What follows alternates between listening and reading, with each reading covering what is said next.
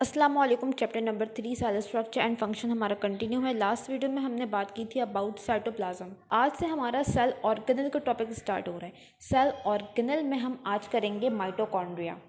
अब अगर हम थोड़ा सा सेल ऑर्गेनल को रिवाइज करें तो हमने देखा था कि एक सेल है, इसके अंदर जो लिक्विड मौजूद है फ्लूइड पार्ट, इसे हम कहते हैं साइटोप्लाज्म। इस साइटोप्लाज्म के दो कंपोनेंट्स होते हैं। इसका एक लिक्विड पार्ट होता है, एक ग्रैन्युलर पार्ट होता है। लिक्विड पार्ट को हम कहते हैं साइटोसोल, जबकि जो ग्रैन्युलर पार्ट है इसे हम कहते हैं सेल ऑर्गेनल्स। अब हम इस ग्रैन्युलर पार्ट को, इस सेल ऑर्गेनल वाले पार्ट को डिस्कस करेंगे। तो फर्स्ट हमारा सेल ऑर्गेनल है माइटोकॉन्ड्रिया। माइटोकॉन्ड्रिया को हम कॉन्ड्रियोसोम भी कहते हैं। माइटोकॉन्ड्रिया क्या एक तरह का सेल ऑर्गेनल है। कहाँ मौजूद होगा? साइटोप्लाज्म में मौजूद होगा। इसके बाद है डबल मेम्ब्रेन बाउंड ऑर्गेनल। देखो, जब भी हम सेल ऑर्गेनल्स की बात करते हैं ना, ये पॉइंट हम लास्ट में देखते हैं कि क्या वो ऑर्गेनल मेम्ब्रेन बाउंड है या नहीं है। ठीक है, मेम्ब्रेन बाउंड है या फिर नॉन मेम्ब्रेन बाउंड है। और अगर मेम्ब्रेन बाउंड है तो क्या उस पर मेम्ब्रेन की एक लेयर है, मतलब वो सिंगल मेम्ब्रेन बाउंड है, या फिर दो लेयर्स हैं, मतलब वो डबल मेम्ब्रेन बाउंड है। तो ये पॉइंट हमें लाजमी देखना होगा कि ऑर्गेनल पे मेम्ब्रेन की कवरिंग है या नहीं है, और अगर है तो क्या वो सिंगल लेयर है या फिर डबल लेयर है। तो अगर हम माइटोकॉन्ड्रिया को देखें तो mitochondria is A double membrane bound organelle. Mitochondria के ऊपर मेम्ब्रेन की दो लेयर्स मौजूद होंगी। ठीक है, नेक्स्ट है प्रेजेंट इन यूकैरियोटिक सेल्स।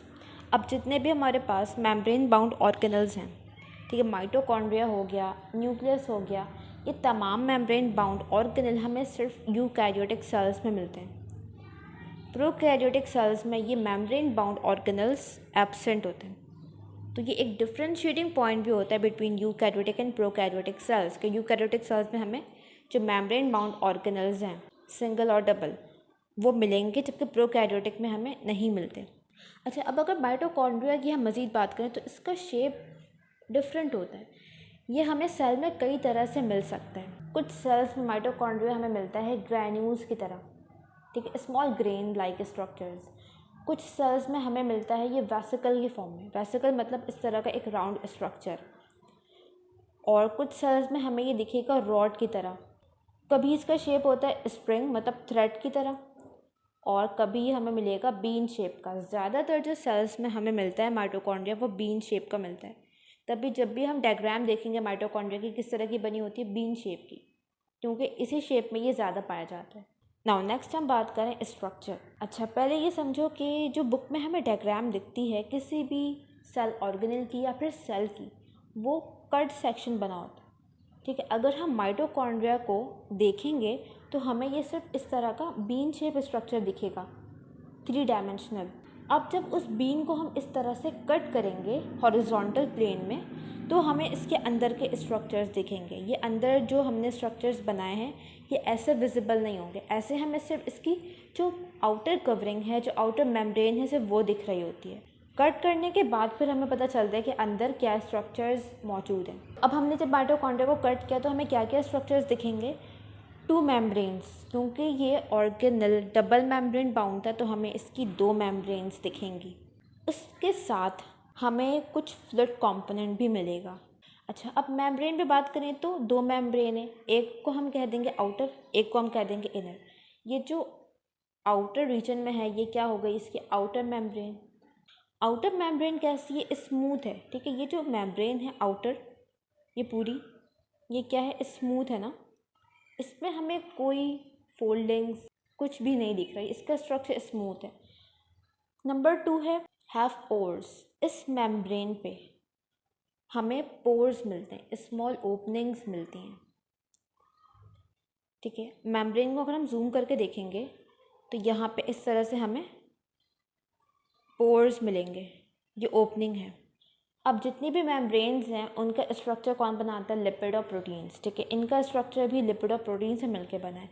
तो हमने बात की थी कि प्रोटीन के डिफरेंट फंक्शंस होते हैं, वो चैनल भी प्रोवाइड करते हैं, वो कैरियर प्रोटीन की तरह बिहेव करते हैं, हार्मोन्स, एंजाइम, ये बहुत से डिफरेंट फंक्शंस थे। तो यहाँ पर जो ये पोर्स बन रहे हैं ये भी कौन बना रहा है?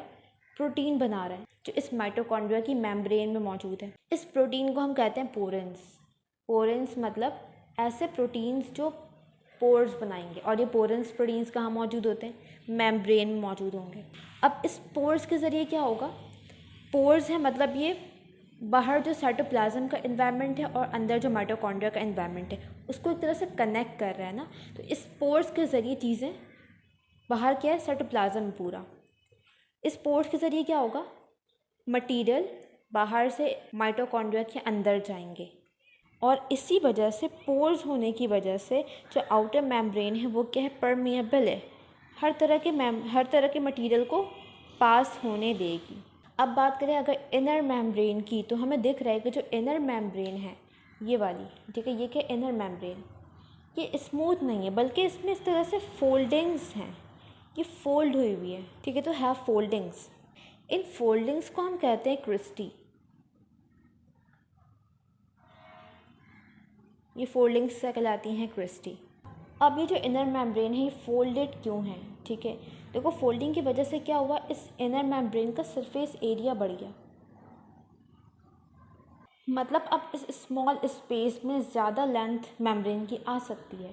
फॉर एग्जांपल हमने ये एरिया लिया, इस एरिया में हमने एक स्ट्रेट चीज़ रखी और इस एरिया में अगर हम एक चीज़ को फोल्ड करके रखें तो इस सेकंड वाले का एरिया ज़्यादा हो गया ना, इतनी स्पेस में ज़्यादा लेंथ आ गई।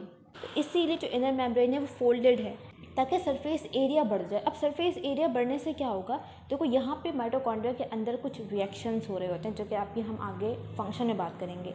कुछ केमिकल रिएक्शंस हो रहे हैं, उन रिएक्शंस के लिए माइटोकॉन्ड्रिया को सबस्ट्रेट्स चाहिए, ठीक है, रिएक्टेंट्स चाहिए और एंजाइम्स चाहिए। तो इस मेम्ब्रेन पे, इनर मेम्ब्रेन पे कुछ एंजाइम्स अटैच होते हैं, लाइक एटीपेज, साइटोक्रोम, इस तरह से मॉलिक्यूल्स अटैच होते हैं। अब जितनी ज़्यादा लेंथ होगी मेम्ब्रेन की उतने ज़्यादा इस पे मॉलिक्यूल्स अटैच हो सकेंगे, और जितने ज़्यादा मॉलिक्यूल्स अटैच हो सकेंगे उतना ज़्यादा रिएक्शन हो सकेगा। तो रिएक्शन ज़्यादा करवाने के लिए ज़रूरी है कि सबस्ट्रेट ज़्यादा हो, और सबस्ट्रेट के अटैचमेंट के लिए हमें ज़्यादा सरफेस एरिया चाहिए, इसीलिए जो इनर मेम्ब्रेन है वो फोल्डेड हालत में है। अब मेम्ब्रेन पार्ट हमने देखा, मेम्ब्रेन के अलावा माइटोकॉन्ड्रिया के अंदर हमें एक तरह का फ्लूइड भी मिलता है जिसे हम कहते हैं मैट्रिक्स। ये फ्लूइड कहाँ मौजूद है, ये इस फोल्डिंग के दरमियान मौजूद है, ठीक है, यहाँ पर क्या है, फ्लूइड मौजूद है एक तरह का जिससे हम कहते हैं मैट्रिक्स। इस मैट्रिक्स में डिफरेंट तरह के एंजाइम्स मौजूद हैं, जैसे हमने बात की ना कि इस माइटोकॉन्ड्रिया में डिफरेंट तरह के रिएक्शंस हो रहे हैं, तो उन रिएक्शन के लिए एंजाइम भी चाहिए माइटोकॉन्ड्रिया को। वो एंजाइम कहाँ मौजूद है, इस मैट्रिक्स में। कुछ एंजाइम ऐसे होते हैं जो कि मेम्ब्रेन से अटैच होते हैं, जिस पर हम पहले भी बात कर चुके हैं, लाइक एटीपीएस, वो एंजाइम इधर मेम्ब्रेन से अटैच होगा। कुछ एंजाइम ऐसे होते हैं जो हमें मैट्रिक्स में मिलते हैं, जैसे कि साइटोप्लाज्म में मिलते हैं सेल के, उसी तरह से यहाँ मैट्रिक्स में भी कुछ एंजाइम्स मौजूद होते हैं। तो एंजाइम लिक्विड पोर्शन में भी हो सकता है और मेम्ब्रेन से अटैच भी हो सकता है। उसका स्ट्रक्चर समझ आया, स्ट्रक्चर में 2 कंपोनेंट्स थे, डबल मेम्ब्रेन थी और एक फ्लूइड पार्ट था। अब अगर हम फंक्शन की बात करें माइटोकॉन्ड्रिया की, तो माइटोकॉन्ड्रिया का मेन फंक्शन है एरोबिक रेस्पिरेशन। तो रेस्पिरेशन हमारे पास 2 तरह की होती है, एक होती है एरोबिक रेस्पिरेशन, एक होता है एनएरोबिक रेस्पिरेशन। एरोबिक रेस्पिरेशन ऐसी रेस्पिरेशन है जिसमें ऑक्सीजन यूज़ होता है, और एनारोबिक ऐसी रेस्पिरेशन है जिसमें ऑक्सीजन यूज़ नहीं होता। तो माइटोकॉन्ड्रिया में कौन सी रेस्पिरेशन होगी, एरोबिक रेस्पिरेशन, इसमें ऑक्सीजन यूज़ होता है, ठीक है, एरोबिक रेस्पिरेशन होगी। एरोबिक रेस्पिरेशन के रिज़ल्ट में हमें मिलती है एनर्जी, एटीपी, ठीक है। एरोबिक रेस्पिरेशन के रिज़ल्ट में हमें क्या मिलेगा, एटीपी फॉर्म होता है एरोबिक रेस्पिरेशन में। अगर हम इक्वेशन लिखें तो इक्वेशन बनती है C6H12O6, मतलब जब ग्लूकोज ऑक्सीडाइज होगा, ऑक्सीजन से रिएक्ट करता है, हमें क्या मिलता है, कार्बन डाइऑक्साइड प्लस वाटर और प्लस एनर्जी या फिर एटीपी। तो रेस्पिरेशन के रिजल्ट में हमें क्या मिल रहा है, एटीपी। माइटोकॉन्ड्रिया में क्या फॉर्म हो रहा है, एटीपी फॉर्म हो रही है, एनर्जी फॉर्म हो रही है। इसी वजह से माइटोकॉन्ड्रिया को हम कहते हैं power house of the cell. Power house है, जो भी एनर्जी सेल को चाहिए या बॉडी को चाहिए वो कहाँ से आएगी, वो माइटोकॉन्ड्रिया से आएगी। अभी हमने बात की थी कि माइटोकॉन्ड्रिया के मेम्ब्रेन में कुछ एंजाइम्स थे जिसे हमने कहा था एटीपीएस।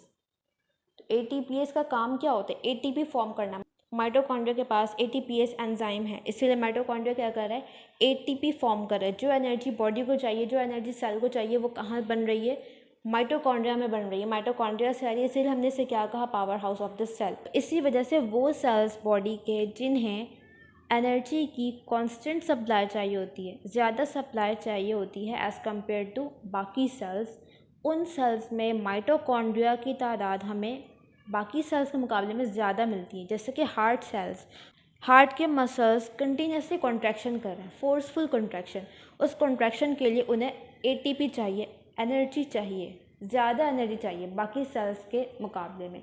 तो हार्ट के मसल्स में हमें माइटोकॉन्ड्रिया ज़्यादा मिलता है।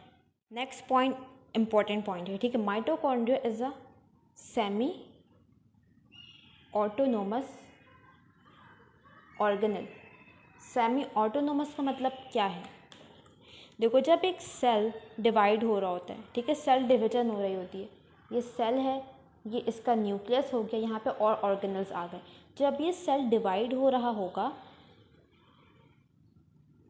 ठीक है, ये अभी डिवाइडिंग फेज में है,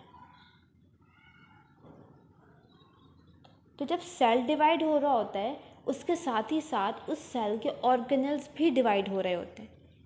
जैसे कि न्यूक्लियस एक था, अब 2 न्यूक्लियस हो गए, और जो बाकी ऑर्गेनल्स थे वो भी डिवाइड होते हैं, और इस तरह से ये 2 अलग सेल्स बन जाते हैं जिनका अपना अलग न्यूक्लियस है और बाकी ऑर्गेनल्स भी हैं। ये एक सेल डिवीजन का प्रोसेस हो। लेकिन माइटोकॉन्ड्रिया क्या, ये सेमी ऑटोनोमस है, इसको रेप्लिकेट होने के लिए सेल डिवीजन की ज़रूरत नहीं है, ठीक है। सेल डिवाइड नहीं हो रहा, लेकिन माइटोकॉन्ड्रिया डिवाइड हो सकता है। Without cell division mitochondria replicate कर सकता है। ऐसा क्यों कर सकता है माइटोकॉन्ड्रिया और बाकी ऑर्गेनल्स नहीं कर सकते, क्योंकि माइटोकॉन्ड्रिया के पास अपना DNA है। DNA सेल को चाहिए होता है रेप्लिकेशन के लिए, और इस DNA के साथ साथ अपना RNA है और राइबोसोम है। राइबोसोम वो सेल ऑर्गेनल है जो प्रोटीन फॉर्मेशन में हेल्प करता है। तो इस माइटोकॉन्ड्रिया के पास वो तमाम चीज़ें मौजूद हैं जो कि रेप्लिकेशन के लिए ज़रूरी हैं। इसके पास DNA भी है, RNA भी है और राइबोसोम भी है। ये 3 चीज़ें हमें चाहिए होती हैं रेप्लिकेशन के लिए। तो इसी वजह से माइटोकॉन्ड्रिया क्या कर सकता है, ख़ुद को रेप्लिकेट कर सकता है, ठीक है। ये एक माइटोकॉन्ड्रिया था, ये 2 बन गए, इसने ख़ुद को रेप्लिकेट कर लिया। एक और सेल ऑर्गेनल है जिसके पास अपना DNA है, और उसे भी हम सेमी ऑटोनोमस कहते हैं। वो कौन सा है, वो है क्लोरोप्लास्ट। ये प्लांट्स में होता है, पढ़ा है हमने क्लोरोप्लास्ट, जिसमें क्लोरोफिल होता है। तो ये क्लोरोप्लास्ट भी क्या है, इट्स अ सेमी ऑटोनोमस, इसके पास भी अपना DNA है और ये ख़ुद को रेप्लिकेट कर सकता है। तो 2 ऑर्गेनल्स ऐसे होते हैं जो सेमी ऑटोनोमस होते हैं, number 1 mitochondria, number 2 chloroplast. Now इसका नेक्स्ट पॉइंट है कि कोई भी ऑर्गेनिज्म माइटोकॉन्ड्रिया को सिर्फ अपनी मदर से रिसीव करता है, ठीक है। माइटोकॉन्ड्रिया जो जनरेशन में पास हो रहा है वो सिर्फ मदर से हो रहा है। ऐसा क्यों होता है, क्योंकि अगर हम फर्टिलाइजेशन का प्रोसेस देखें, ठीक है, ये क्या है, एग सेल हो गया और ये एक स्पर्म सेल हो गया।